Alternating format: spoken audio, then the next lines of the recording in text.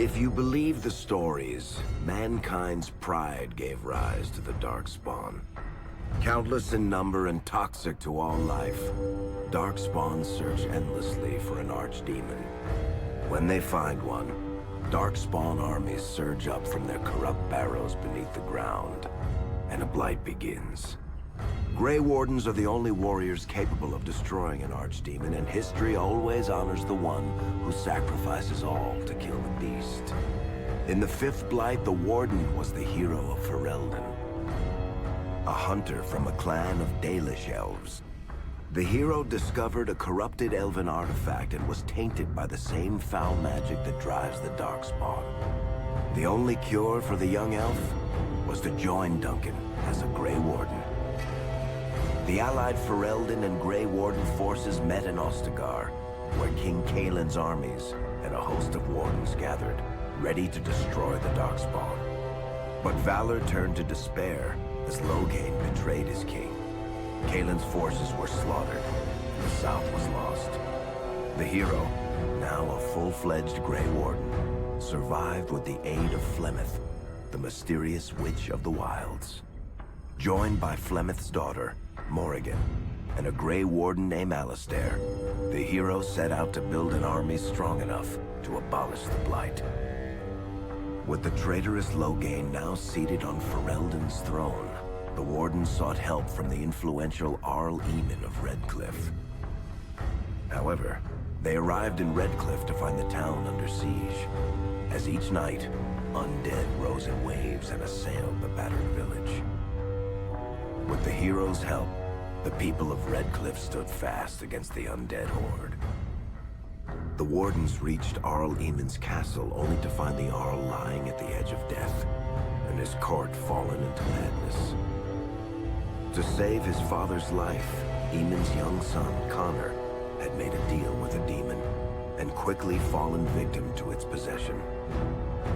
The hero intervened, freeing Connor from possession, and breaking the demon's hold over Redcliffe. But deals with demons are never straightforward. The demon agreed only to save Eamon's life, not restore him to health. Arl Eamon needed a miracle to recover. The hero located an urn containing the sacred ashes of Andraste, which were said to cure any ailment. The urn was protected by ancient traps, tests of will, and a dragon-worshipping cult that wanted to twist the urn's power to its own ends. The urn remained pure, but mysteriously disappeared after the Wardens departed. Only the temple dedicated to it still stands. With a pinch of the ashes, the hero restored the Arl to health. Informed of Loghain's treachery, Eamon swore his political and military support. The circles of Magi are bound by oath to aid the Grey Wardens in times of blight. However, Lake Calenhad's tower could offer little help. One of its mages, Uldred, had become possessed by a pride demon and was twisting other circle mages into abominations. The hero fought to the top of the tower and defeated Uldred, saving the remaining mages. Grateful for their lives, the mages joined the Warden's army. The allies gained at the Circle were not the only soldiers to join the Warden's forces, however. Dalish elves don't usually make alliances, but even deep hatred can be set aside in the face of oblivion. An ancient curse was destroying Ferelden's largest Dalish clans, turning the elves into werewolves. Zathrian, the clan's keeper, claimed that the cure required the heart of the great wolf, Witherfang. Years before, Zathrian himself had afflicted a group of humans with the curse that now ravaged his clan. As long as he lived, the curse endured. The hero eliminated the werewolves and forged an alliance with the Dalish, who immediately joined the Warden's army. Blights may happen hundreds of years apart, but the dwarves who live below the surface of Thedas fight Darkspawn every day. No one is better schooled in battling Darkspawn than the warriors of Orzammar, except perhaps their allies of old, the Grey Wardens. The hero arrived in Orzammar in the wake of King Endrin's death to find political factions fighting for control of the Dwarven capital. Only the vote of a venerated Paragon could break the deadlock to elect a ruler, and order the dwarves to honor their Grey Warden treaty and join the battle against the New Blight. The hero set off to find a Paragon named Branka, who had disappeared into the Deep Roads in search of a legendary artifact. The Anvil of the Void, created by the renowned smith Ferelden to forge mighty war golems. The hero helped Ferelden destroy the Anvil of the Void, along with the dark secrets that could trap a living soul inside a mechanical construct. The hero emerged from the Deep Roads with a master-forged crown to bestow the Paragon's favor upon whichever rival candidate would be crowned king. Balin, the youngest son of King Endrin who was suspected of foul play, or Haramont, the aging traditionalist backed by the Dwarven Assembly. Balin followed his father to the throne. He leads with a ruthless but progressive hand, seeking to re-establish ties to the Surface Kingdoms. With Dwarden's strength now bolstering the Warden's army, the hero had to deal with Loghain, so Ferelden could stand unified against the Darkspawn before the Blight swallowed the world. The kingdom of Ferelden stood divided. While some nobles supported Loghain's regency, others condemned his inaction against the Darkspawn. Civil war brewed, and Arl called a Landsmeet in hopes of curtailing the conflict and removing Loghain from the throne.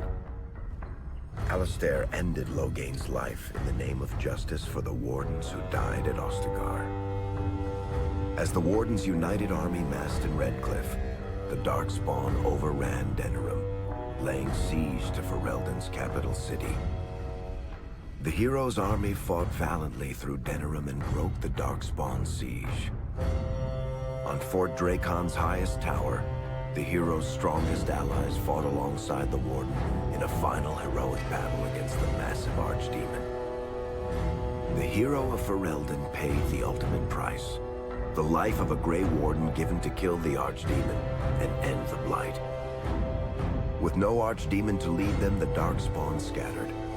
Most fled underground, still teeming in number and always seeking a new Archdemon to awaken. The shattered kingdom of Ferelden embarked on a long journey to recovery.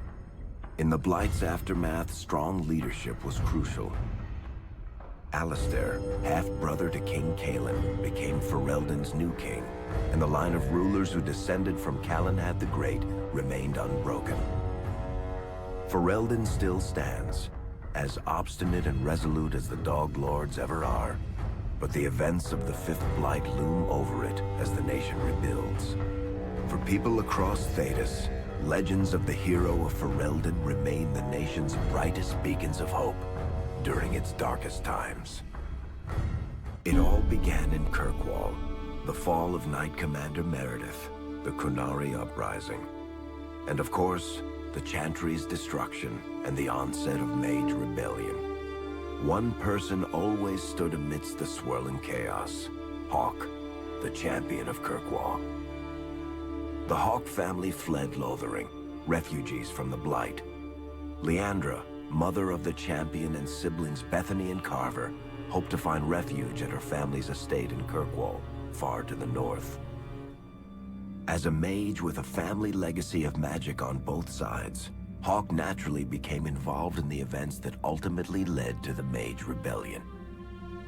The Hawkes escaped the Blight with the help of Aveline Valen, a warrior and family friend. It's said that the family was also aided by Flemeth, the notorious Witch of the Wilds. Hawke's sister Bethany never reached the Free Marches. She was killed by Darkspawn while defending her family.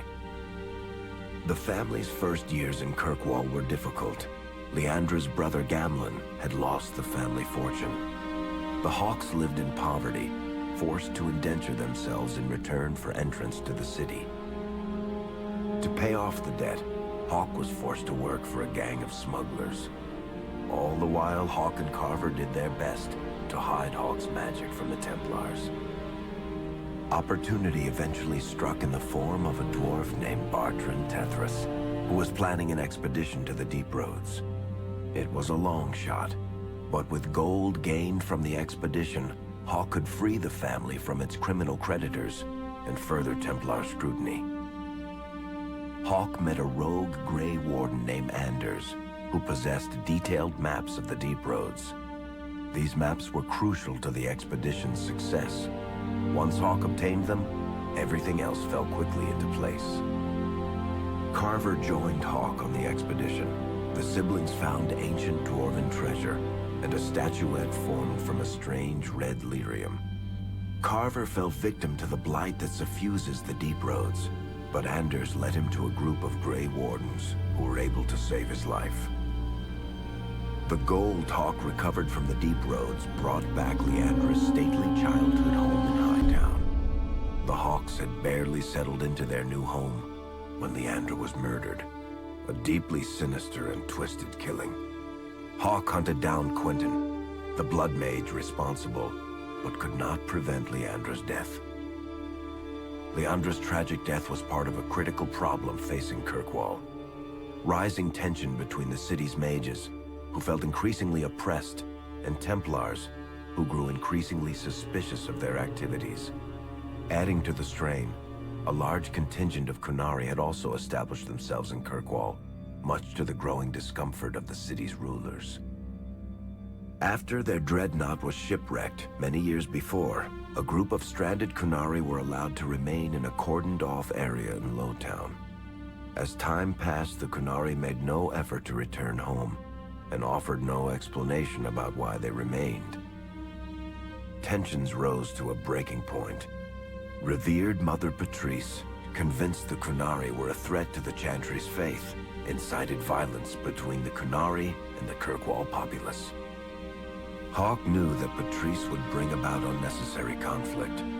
Though the champion tried to stop her, Patrice orchestrated the murder of Seamus Dumar, a Viscount's son and a recent convert to the Qun. When her crime was discovered, a Qunari assassin killed her. After Seamus was murdered, the Arishok of the Qunari group lost patience with the humans of Kirkwall. They would now submit to the Qun or die. The Qunari struck hard and fast. They took the palace in Hightown and beheaded the Viscount to immediately quash any resistance. Aided by Knight Commander Meredith and First Enchanter Orsino, Hawke reached the palace and stood toe-to-toe with the fearsome Qunari leader. Hawke fought the Qunari leader. The fierce battle resulted in the Arishok's death and the liberation of Kirkwall from its brief occupation. The Qunari quickly withdrew from the city entirely. Hawke saved Kirkwall and earned the grudging respect of the city's Templars, mages, and nobility, along with the title that history remembers, the Champion of Kirkwall. Kirkwall's problems were still not over, however. After Viscount Dumar's death, Knight Commander Meredith took power and blocked all attempts to appoint a new Viscount. Under Meredith's command, the Templars tightened their grip on the mages, planning to suppress what Meredith saw as a growing rebellion. Anders, who spent years fighting for justice and freedom for his fellow mages, saw that the time for negotiation was past. He destroyed Kirkwall's chantry, killing hundreds, including Grand Cleric Elthina. This single act began a rebellion that spread from circle to circle, until all circles of Magi had risen up in defiance against chantry rule. Though Anders had done the unforgivable, something stayed the champion's hand. Anders survived the day, although many others did not. Fighting spread swiftly through the city. Some mages rebelled openly, many of them succumbing to possession. Templars turned their swords on mages who rebelled, and on those who did not. As First Enchanter Orsino refused to bend to the Templars, Knight Commander Meredith demanded that every mage in Kirkwall be put to the sword. Hawke saved many mages from Templar blades, keeping them from succumbing to possession or the temptations of blood magic. In the end, however, Hawke was forced to strike down Orsino, who had betrayed his own values by resorting to blood magic himself. The battle proved one thing. Knight Commander Meredith had gone mad. Hawke saw the truth of it when Meredith unsheathed her sword, and the red lyrium idol from the deep roads was embedded within it. The blade fueled her hatred and paranoia, as it had for months. After a horrific battle, the red lyrium of the Knight Commander's sword consumed her as she died. Meredith became a statue, her face a frozen mask of horror. Little is known of the champion since that final battle. However, Hawke's story lives on in legend and song. Memories of the indelible changes the champion of Kirkwall brought to the face of Thedas. The Mage rebellion in Kirkwall was felt throughout Thedas, the news spreading like wildfire. The Templars clamped down in response, but each new restriction only made things worse. Led by Grand Enchanter Fiona, the Mages voted for independence. The Circle of Magi would govern itself, without the Chantry and especially without the Templars. The result was cataclysmic. 2 circles were destroyed. Those within killed to the last mage, before the rest fled into the wilderness. Perhaps the mighty Empire of Orlais could have intervened in the war before it began, but that was not to be. Grand Duke Espard began a deadly civil war against Empress Celine, vying for the Orlesian throne. The mages were offered safe haven in neighboring Ferelden, but the Templars followed, and so their battle spread across all of Thedas. As head of the Chantry, Divine Justinia ordered the Templars to stand down. They refused, declaring their own independence. Thus, the war began in earnest. Templars hunting mages, mages fighting Templars. Their clashes wreaked untold destruction. The old sense of order was falling to pieces. Divine Justinia made one final desperate bid to end the war. She approached the leaders of both sides and convinced them to come to a conclave held on neutral ground. With the Chantry to mediate, Mages and Templars will talk for the first time since this all began. It is our last, and perhaps our only, chance for peace.